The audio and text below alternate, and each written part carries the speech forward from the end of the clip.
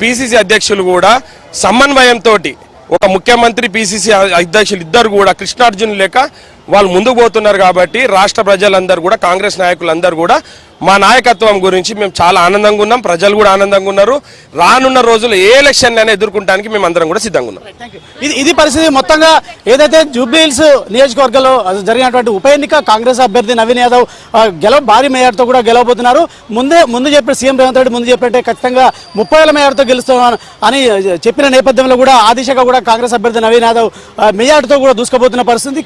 ఈ ఓటమి బీఆర్ఎస్ సునీతది కాదు, హరీష్ రావుది, అదేవిధంగా కేసీఆర్ది, కేటీఆర్ది అంటూ కూడా రోహిన్ రెడ్డి చెప్తున్నారు. భవిష్యత్తులో రెట్టింపు ఉత్సాహంతో కూడా జిహెచ్ఎంసీ ఎన్నికల్లో, స్థానిక సంస్థల ఎన్నికల్లో కూడా కాంగ్రెస్ ముందుకు పోతుంది, అన్ని స్థానాలు గెలవబోతుంది అంటూ కూడా ఆయన చెప్పిన పరిస్థితి కనిపిస్తుంది. కెమెరామెన్ శ్రీకాంత్, శ్రీనివాస్, మహా టీవీ, హైదరాబాద్. సో మొత్తానికి జూబ్లీహిల్స్ నియోజకవర్గంలో కాంగ్రెస్ ఆధిక్యతతో దూసుకుపోతోంది. ఇక ఇదే అంశానికి సంబంధించి టీపీసీసీ చీఫ్ మహేష్ కుమార్ గౌడ్ ఈ విజయంలో భాగంగా మాట్లాడుతున్నారు. మహేష్ కుమార్ గౌడ్ లైవ్లో చూద్దాం. ఖర్గే గారు రాహుల్ గాంధీ యొక్క ఆశయం మేరకు ఒక బీసీ బిడ్డని మంచి మెజారిటీతో గెలిపించిన ఘనత రాష్ట్ర ముఖ్యమంత్రి గారిది, డిప్యూటీ ముఖ్యమంత్రి గారిది, ప్రతి కార్యకర్తది. జూబ్లీహిల్స్ ఎన్నిక కష్టపడ్డ ప్రతి కాంగ్రెస్ కార్యకర్తకి అంకితం. వారి కృషి డెఫినెట్గా కాంగ్రెస్ పార్టీ గుర్తుంచుకుంటుందనే మాట కూడా ఈ సందర్భంగా మనవి చేస్తూ ఉన్నాం. నవీన్ యాదవ్ గెలుపు రేపు హైదరాబాద్లో జరగబోయే జిహెచ్ఎంసీ ఎన్నికలు కానీ, కొద్ది రోజులు రానున్న స్థానిక సంస్థల ఎన్నికలు కానీ డెఫినెట్గా కాంగ్రెస్ పార్టీకి పట్టం కడతారనేటువంటి సంకేతం ఇవాళ జూబ్లీహిల్స్ ప్రజలు ఇచ్చినారు. అన్నిటికీ మించి జూబ్లీహిల్స్ పౌరులు, జూబ్లీహిల్స్ ఓటర్సు, అక్కడ ఉన్నటువంటి ప్రతి వ్యక్తికి కాంగ్రెస్ పార్టీ ధన్యవాదాలు తెలియజేస్తూ ఉంది.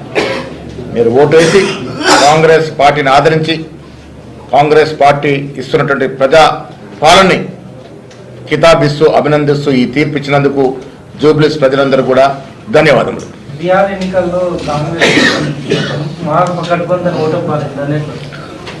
అక్కడ కొంత ఆశ ఉండింది, ప్రజలు ఆ రకంగా ఆదరించినారు. కానీ మీకు తెలుసు కేంద్రంలో ఉన్నటువంటి ప్రభుత్వం మరి అక్కడ జరిపినట్టు ప్రచారం కానీ వివిధ కారణాల వల్ల అక్కడ కొంత వెనుకంజలో ఉన్నాం. ఏదేమైనా పూర్తి రిజల్ట్స్ వచ్చిన తర్వాత అనేది స్పందిస్తాం.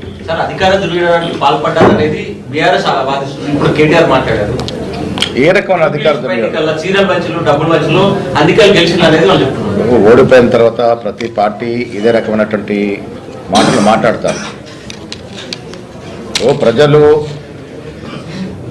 ఓటర్ మిషన్ మీద బటన్ నొక్కందే ఓట్లు పడతాయా? జూబ్లీహిల్స్ ప్రజలు రేవంత్ రెడ్డి గారి ప్రభుత్వాన్ని ఆదరిస్తూ ఉన్నారు, కితాబిస్తున్నారు. కాబట్టి ఇవాళ ఆ రకంగా అంత మంచి మెజార్టీతో గెలిచినాం. ఇప్పటివరకే దాదాపు 23-24 వేలు వచ్చిందని అంటున్నారు. ఇంకా మంచి మెజారిటీ కూడా నమోదు చేసుకునే అవకాశం ఉంది. ఇది ప్రజా విజయం. కాంగ్రెస్ పార్టీ ఇస్తున్నటువంటి అభివృద్ధి, సంక్షేమం ప్రజలకు నచ్చింది, ప్రజలు మెచ్చింది కాబట్టి ఈ విజయం. Thank you. షబీర్ అలీ గారు.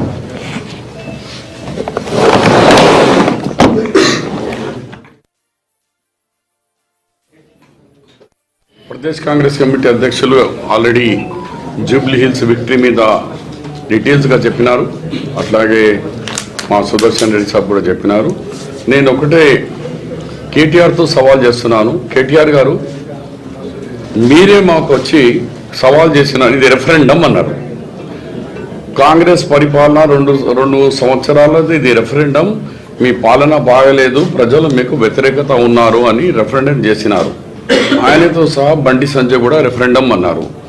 నేను అంటున్నాను, రెఫరెండం ఛాలెంజ్ చేశాను. ఛాలెంజ్లో జూబ్లీహిల్స్ ప్రజలు, తెలంగాణ ప్రజలు కాంగ్రెస్ వైపు మొగ్గు చూపించి ఏదో 1000-200తో 2000తో కాక దాదాపు 25,000 మెజార్టీ వస్తున్నది. 25,000 మెజార్టీ వచ్చినాక కేటీఆర్ ఇవి నాక్షణ న్యాయంతో అంగం తేడా అన్నట్టు మాట్లాడకుండా మీరు రిగ్గింగ్, ఏం రిగ్గింగు, ఏం పంచినా 1000-2000 ఫరక్ వస్తుంది అని 25,000 ఓట్ల మెజారిటీతో గెలుస్తున్నప్పుడు ఇట్లా నువ్వు సరిగ్గా చెప్పుకో. ప్రజాస్వామ్యాన్ని మేము గౌరవిస్తాము, ప్రజల తీర్పు ఏదేమో దాన్ని గౌరవిస్తామని చెప్పు. కానీ ఉల్టా చోర్ కొత్తవాళ్ళ డాటా నువ్వే కదా నేను ఛాలెంజ్ చేసింది మాకు. రెఫరెండం చూపించేసినారు. ఇవాళ జూబ్లీహిల్స్ ప్రజలు జై కాంగ్రెస్, జై రేవంత్ రెడ్డి, జై కాంగ్రెస్ పార్టీ అని ఆల్రెడీ చెప్పేసింది. ఇంకేముందా? ఇక నీకు వదిలేస్తున్నా, నువ్వు రాజీనామా చేస్తావు. నేను ఉన్నది ఆడ పార్టీ, కానీ నువ్వు రాజీనామా చేస్తావా లేకుంటే బండి సంజయ్ ఇంకోసారి గుండు కొట్టుకుంటావా, ఏం చేస్తావో ఇక ఆయనకే వదిలేస్తాను. Thank you.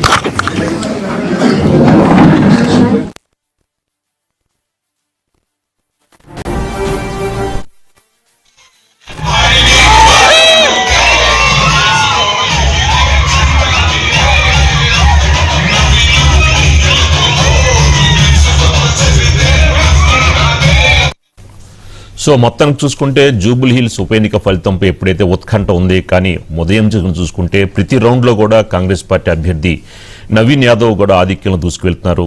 సెకండ్ ప్లేస్కి బీఆర్ఎస్ పరిమితమైంది. మరి ఇప్పుడు వరకు చూసుకుంటే దగ్గరగా 20,000 ఓట్స్, 20,000 ఓట్ల పైగా మెజార్టీతో ఉన్నట్టు కనిపిస్తుంది కాంగ్రెస్ అభ్యర్థి బీఆర్ఎస్ అభ్యర్థి పైన. బీజేపీ అనేది 3వ ప్లేస్లో ఇంకా కొనసాగుతోంది. సో మొత్తానికి జూబ్లీ హిల్స్ బై పోల్స్లో రేవంత్ రెడ్డి వ్యూహం ఫలించినట్లు చాలా స్పష్టంగా కనిపిస్తోంది. అంటే ఇప్పటివరకు చూసుకుంటే షేక్పేట, రహమత్ నగర్లో మరి బీఆర్ఎస్ గట్టి బలం ఉంది, బీఆర్ఎస్కి అక్కడ ఆధిక్యత వస్తుంది అనుకున్నారు. కానీ అలాంటి షేక్పేట, రహమత్ నగర్ వంటి కీలక డివిజన్లలో కూడా కాంగ్రెస్కే స్పష్టమైన ఆధిక్యత రావడంతో మొత్తానికి బీఆర్ఎస్ షాకింగ్ గురైంది. ఏదైతే కేటీఆర్ చేసిన వ్యాఖ్యలు ఎక్కడ కూడా ప్రభావం చూపలేదు. అంటే ఈ యొక్క హైడ్రా అంశాన్ని చాలా లో లెవెల్కి తీసుకువెళ్ళి అక్కడ డిజిటల్గా కూడా ఆయన ప్లే చేశారు.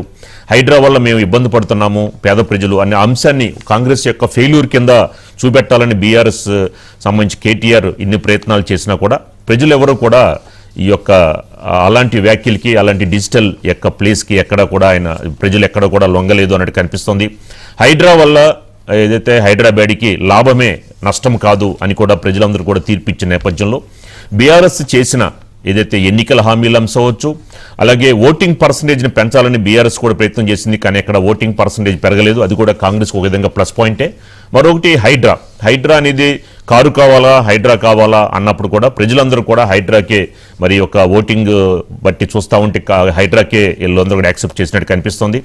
మరి 500 రోజుల్లో మేము వచ్చేస్తాము అధికారంలోకి, సునీత గెలిపిస్తే కేసీఆర్ వస్తాడు అని ఏది చెప్పినా కూడా ప్రజలెవరు కూడా విశ్వసించట్లేదు అనేది చాలా స్పష్టంగా అర్థమవుతుంది.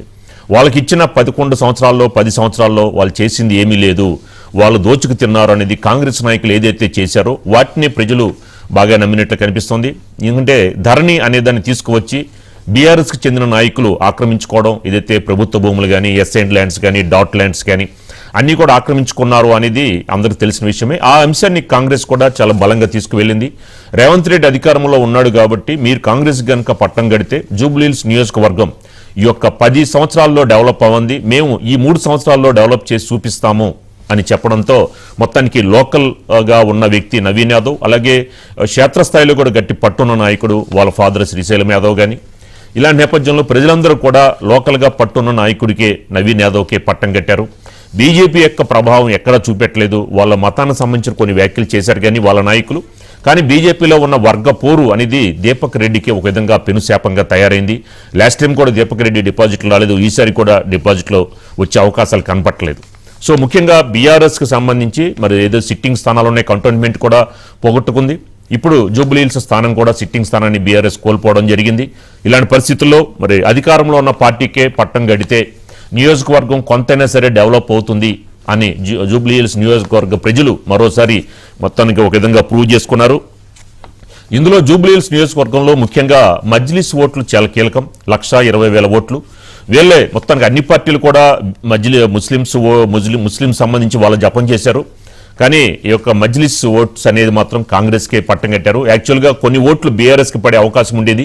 కానీ బీజేపీకి సంబంధించి బండి సంజయ్ చేసిన వ్యాఖ్యల నేపథ్యంలో మొత్తానికి బీఆర్ఎస్కి ఎందుకు వేయడము, బీఆర్ఎస్ బీజేపీ ఒకటే కాబట్టి కాంగ్రెస్కి వేస్తే బెటర్ అనే ఉద్దేశంతో మొత్తం కూడా ముస్లిమ్స్ ఓట్లు మొత్తం కూడా కాంగ్రెస్కే మొత్తం కూడా కన్వర్ట్ అయినట్టు కనిపిస్తోంది. సో కేసీఆర్ మీరు సునీత్ వస్తే కేసీఆర్ వస్తారు అని చెప్పన్నారు. కానీ ప్రజలెవరు కూడా సునీత్ గారిని ఎక్కడ కూడా యాక్సెప్ట్ చేయలేదు. ముఖ్యంగా మాగంటి గోపీనాథ్ చనిపోయిన తర్వాత అంటే అది 4 months నుంచి జరుగుతున్నది. కానీ ఎప్పుడైతే మాగంటి గోపీనాథ్ తల్లి బయటకు వచ్చి వాళ్ళ మొదటి భార్య కొడుకు బయటకు వచ్చి చేసిన వ్యాఖ్యలు మాత్రం మహిళా ఓటర్లలో చాలా ప్రభావం చూపింది అనేది చాలా స్పష్టంగా కనిపిస్తోంది.